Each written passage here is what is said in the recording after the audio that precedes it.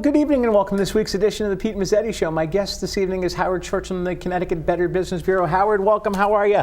Very well. Always a pleasure, Pete. Always a pleasure. Long time no see. In the fall. I was going to say, it's been in the fall. Things are well. Things are going okay with the BBB. Very nice. And by the way, Yes. much belated Happy New Year to you. Thank you. You as well, And the sir. viewers. You as well. That's Wonderful at the Better Business Bureau. right. They're always fun to be at the Better Business Bureau. So what's been going on with the Better Business Bureau since the last time you and I sat down and talked? Working hard, helping people avoid complaints, processing complaints, but educating, because we found, and as we found on this show, that education really is the most potent weapon that we have to protect ourselves from scams. Right. And it's actually, it's interesting that we're starting off with that because we are very, very close to the tax deadline. Right. Uncomfortably close to the tax deadline for some folks. That's right. And we know that over the past few years, there have been many scams involving people whose identity is stolen, and then someone on their behalf will file a tax return, change the address, and have the refund check mailed to their place rather than the person who's supposed to get the refund. Ooh. And then, for example, if it's me, I will send my return in and they'll say, no, Howard, we've already got your income tax return and sent out your refund. This has been going on for a couple of years now, and the IRS and law enforcement has been very aggressive in shutting down what was pretty much a cottage industry. You had folks who were getting dozens of refund checks, and obviously there had to be red flags for those. Right. So what we can be doing is, first of all, understand that income tax theft is an extension of identity theft. Yes. And what we believe is that after there's been a huge data breach, is if there are social security numbers, dates of birth, and addresses, the crooks can sit on that for a while. Right. Wait until tax time, and then file a tax return on someone else's behalf. In an ideal world, we're encouraged to file as quickly as possible. Right. Unfortunately, sometimes we have to wait for the paperwork.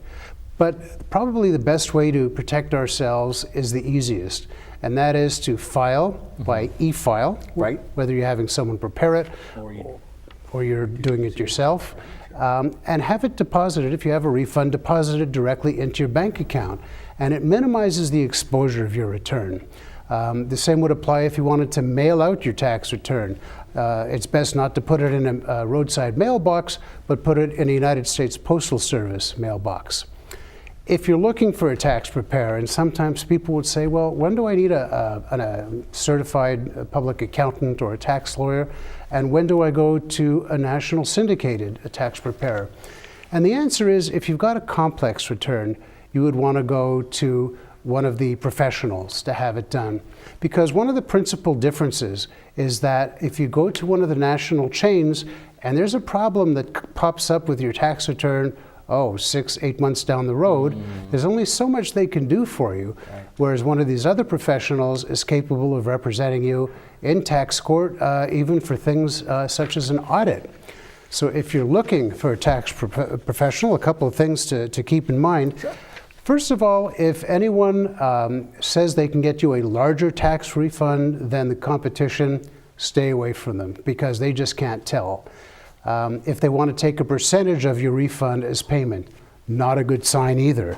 If, for example, they are going to charge you service fees for if your return ends up being more complex than you thought it would be, ask what the fees are. What constitutes a complex tax return?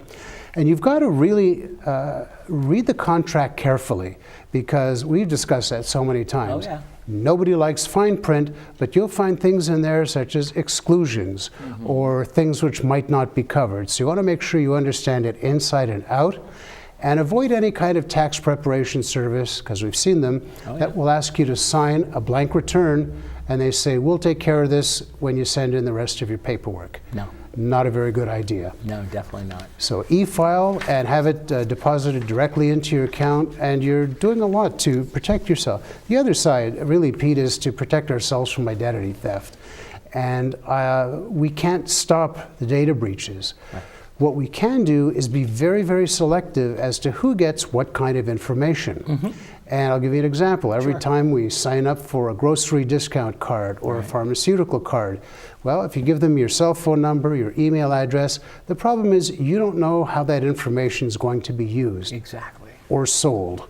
And the same with our kids. And there are a lot of folks who ask for a social security number who would like it, and we give it to them, but they're not entitled to it by law. By law, it would be the IRS, an employer, those types of things. On the other hand, I called up a utility company once to find out if that was the only way that you could sign up. And the customer service agent says, it's got to be your social. And I said, you're sure? She says, that's the only way. Are you absolutely sure? Well, you could use your driver's license number or a passport number. So ask, if somebody's really pushing you for that, ask why. Doctor's offices, if they've got your insurance information. I get the paperwork on the seat. If it's a new doctor and they want to know my social, I don't put it in there. If they insist on 4 numbers, I'll give them the last 4 of my zip code. Now, I'm not suggesting by any means that people write anything fraudulent, but then again, is there a need for them to start filing things under our social, which was never designed for that in the first place? Exactly. Now, let's go back to the tax issue that we were talking about at the top of the show. What is the typical turnaround time? Is it a lot quicker and a lot easier? Yes, we know it's a lot safer to have your tax refund directly deposited into your bank account rather than either getting the paper check or the issued debit card? That's a great question. Actually, the Internal Revenue Service says it processes the lion's share of refunds within about a month. If you do it wirelessly, I know I've had my refund in as few as 2 weeks because you're just avoiding the very basics of putting it in the mailbox, waiting for it to go through the system. And from what I understand by doing research tonight for the show, it's also National Consumer Protection Awareness Week? That's correct. And it started yesterday. Today's the 5th, and it goes until Saturday. And Better Business Bureau is doing this in tandem with the Department of Consumer Protection. And we've let folks know that all week long there'll be social media posts at bbb.org and as well as the Department of Consumer Protection. And Better Business Bureau has kicked it off with Smart Giving. Well, and especially if we look at the last year, there have been tragedies, man-made and natural. And as soon as something like this happens, the charities pop up, they get ready, but unfortunately, so do the criminals, the scammers. And they make victims out of the donors, and they make further victims out of the people who really need the money. What they'll do is they'll set up fake websites. They'll have fake social media sites. They might set up something on a crowdfunding site, send emails, texts, and call you. And I think the best way for us to handle any sort of desire to give, because Connecticut residents and folks around here step up to the plate with money and by volunteering. But probably the most important thing when you want to give is stop and verify. We want to do it right away, but we shouldn't be doing it if it's a link sent to us because you don't know where it's going to take you. There are some fake sites or fake charities that will have a look-alike name or a misspelling on their website, so you'll think you're dealing with one of the well-known charities. And if you give them your information out, then you can assume that they will either commit fraud or identity theft.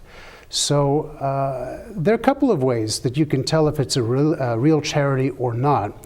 First of all, they don't like to give out a lot of information, so you should be asking them questions.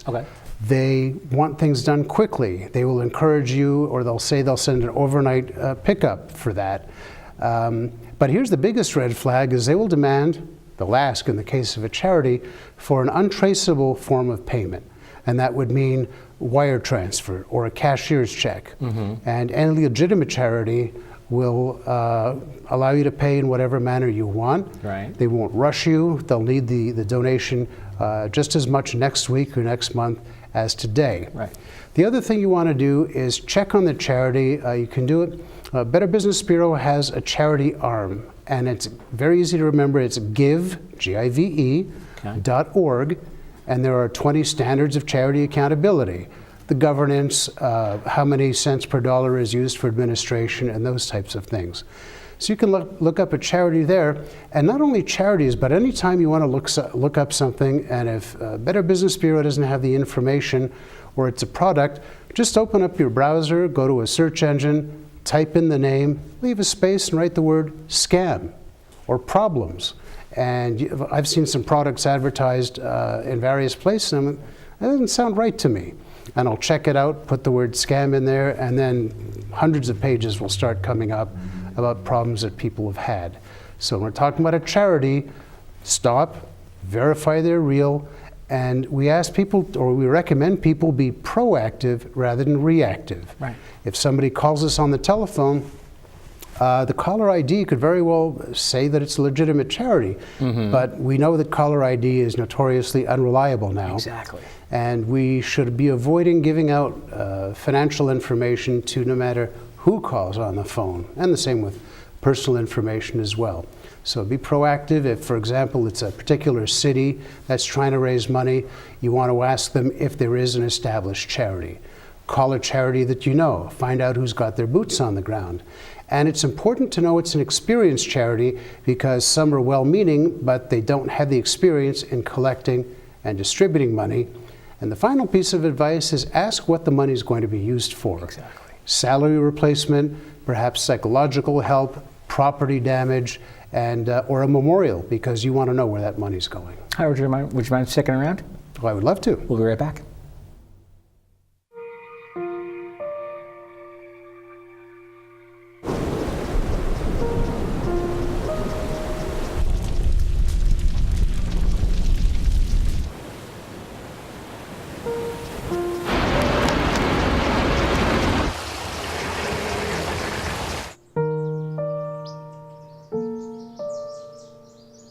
Don't wait. Communicate.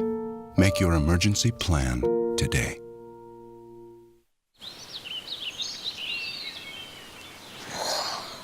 Oh, look, a redhead. Staring contest.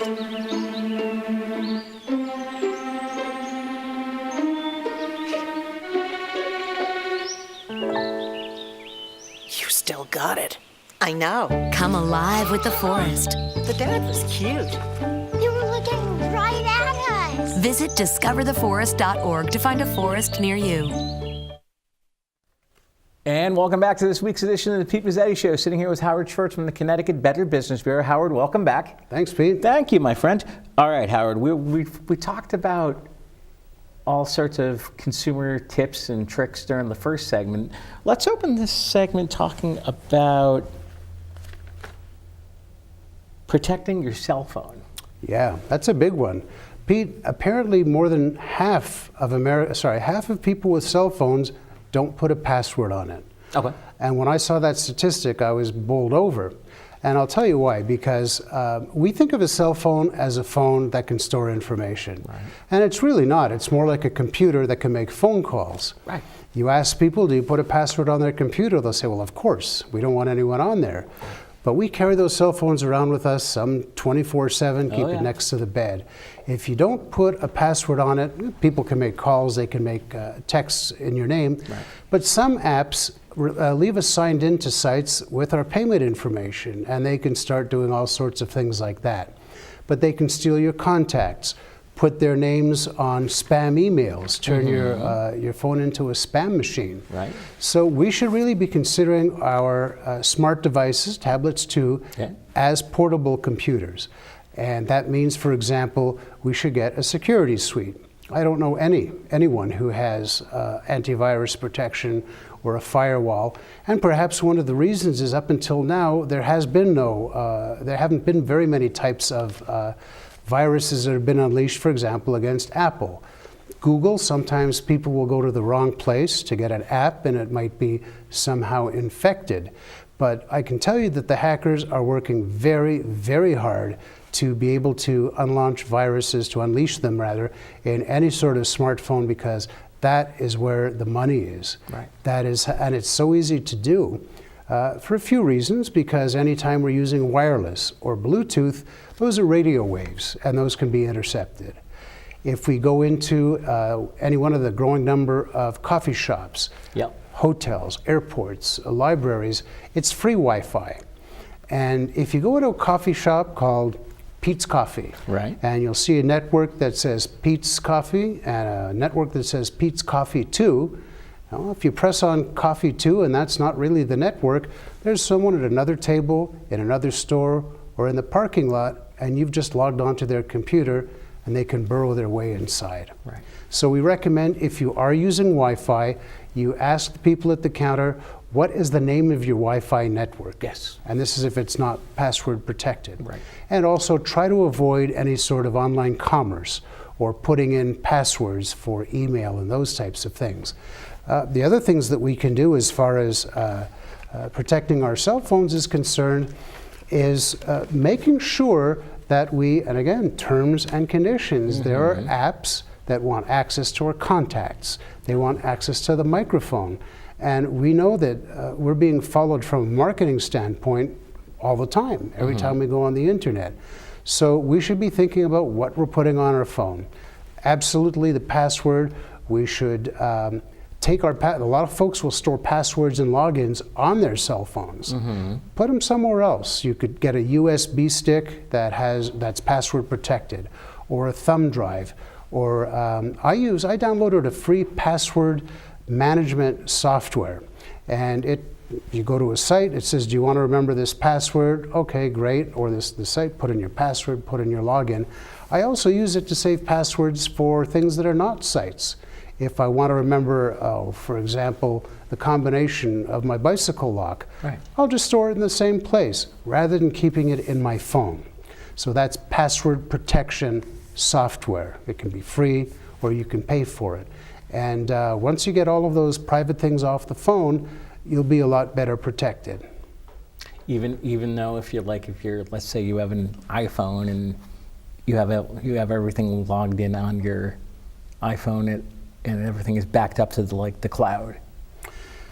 That's an individual choice. Some people don't mind backing it up in the cloud. For those who don't know, it's just a place where there are a bunch of other computers that will store it. Exactly. I think if we've learned anything over the past decade, it's that any computer can be hacked. So you can use a backup drive. I have one. I keep it away from the house in case there's a fire or something. So that's very important to do. So try and back up as much as you can, and if you can get rid of all of those passwords and logins, then if somebody gets hold of your phone, there's a lot less damage that they can do. Okay, all right.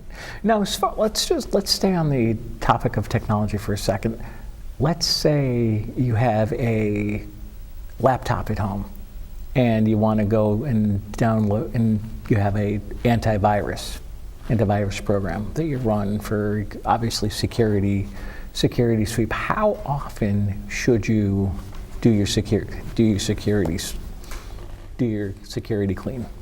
And that's a good question because people aren't sure. If you're using your computer daily, then you should be scanning minimum once a week. If you go on once in a while, if it's once a month or once every 2 months, scan your computer then to make sure there are no viruses.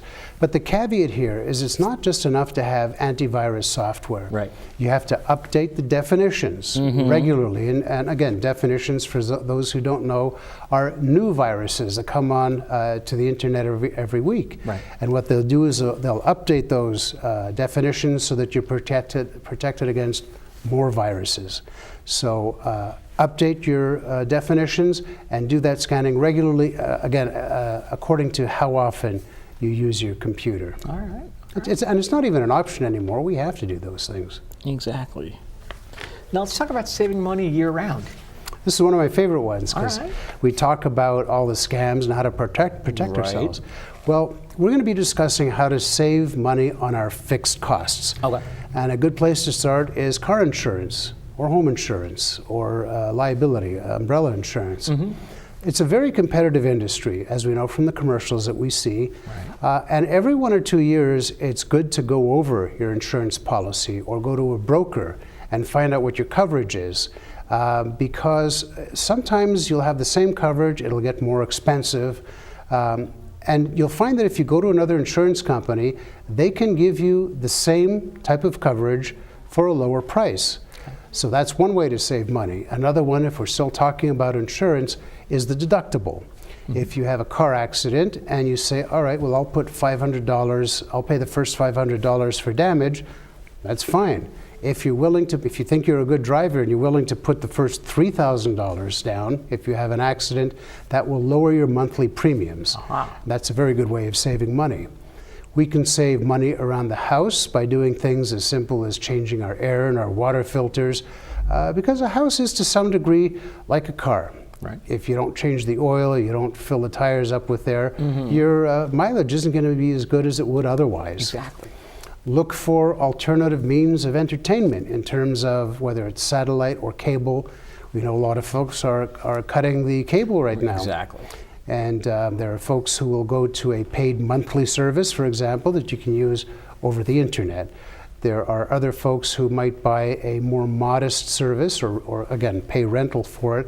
Take a look at it, because in some cases, folks have their internet bundled with other things like their wireless. Right. It might not be such a good idea, but this is a consumer's world. We have the right to say no. We have the right to look around.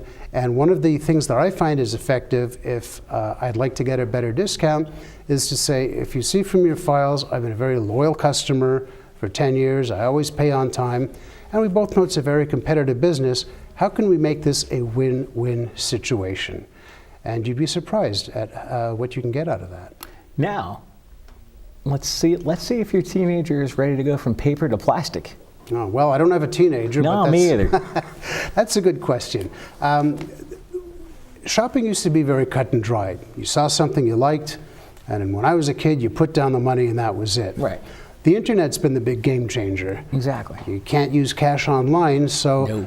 the question is, how does, and I know some folks whose children are as young as 13 years old and they have their own debit card.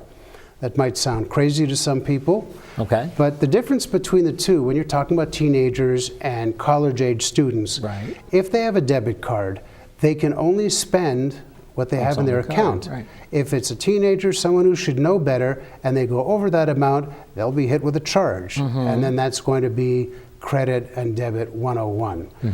You'll get hit for that, and you won't have any money left in your account. The other side, though, is if you get a credit card, you can max that out, and that's when the problems start. And if you've got student debt, it can get very, very bad. So a couple of the alternatives: parents can put their child on their credit card.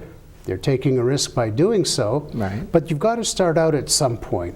The age is something the parents should discuss in terms of the teenager's maturity. Because when you start out, you've got to establish a credit report and a credit history. Now, essentially, if it's your first line of credit, you'll be starting with a lower credit score. Okay. But open a small credit card line of credit, pay it off every month, even if you're only spending $50 or $100, Right. and establish it like that. And the other thing I would say, if a child or a teenager rather is going to get a credit card, pull your credit reports first. And there's only one totally free government-sanctioned site, and that is annualcreditreport.com. Annual credit report. Okay.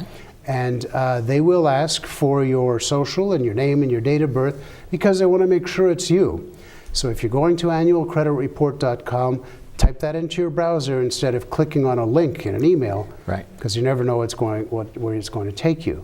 The reason why it's so important is because our credit reports, first of all, ID theft and Social Security number theft begins when some of us are infants. And you won't find out that someone else has been opening lines of credit in your name until you're in your teens. And by that point, you could be in a lot of trouble. So check your credit report, and you should be looking for any inaccuracies. Make sure that someone else's information isn't in there. And just to start off with a clean slate, because those credit reports will become the basis for that all-important 3-numeral digit score. And what a credit score, and what your credit score tells is it lets lenders know how worthy you are to lend money to. If you don't pay your bills on time or you miss payments, that's a bad sign. So Your this is credit where scores, if you don't pay your bills on time, your credit score is probably going to be a lot low. It a lot will, lower. and that credit score follows us all throughout our lives. It determines whether we get credit, how much credit, and how much we'll be paying for it. Okay. And we have a little bit of time left, so what else can we mention before we say goodnight? Well, this is rare when we have to look. We're not really looking for any I know. other things. Well, we can talk about the tech scam. Yeah, we could do that. This is a big one. You get a phone call from somebody, and they claim they're from Microsoft, Right. or from Apple, or a software developer. And actually, I was just editing a bunch of them in the office, so I'll bring them in next time we're on so you can hear them. Okay. And they'll say there's something wrong with your computer. This is Microsoft. That if you close this browser down, then we will have to stop your service. Or you're doing something illegal on your computer, you will be arrested. And what people should know is neither Microsoft nor Apple nor any software developer will know whether or not there's a problem with your computer or not. Right. There's something called ransomware, where you get a screen that pops up and it locks your computer, it's got a phone number, and it says your information has been encrypted or scrambled, Right. and that if you want to get your files back, pay us X amount of dollars and we will give you the key to unlock and to get access to your files again. Well, if you're dealing with somebody who's holding your files ransom, I wouldn't put a lot of confidence that they're going to unlock your files. So Better Business Bureau and the FBI say, don't pay the ransom. Howard Schwartz from the Better Business Bureau, thanks for coming down. We'll see you again soon. Always a pleasure, and you bet, Pete. On behalf of Howard Schwartz, I'm Pete Mezzetti. Thanks, good night, and we'll see you next time.